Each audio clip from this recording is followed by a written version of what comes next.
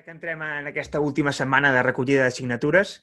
quins motius li donaries a algú que encara no hagués firmat perquè ho fes? Quina crida li faries perquè donés el seu suport a aquest vot de censura a la Junta de Josep Maria Bartomeu?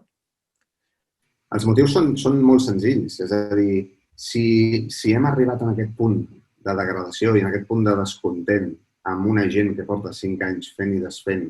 i prenent totes les decisions equivocades,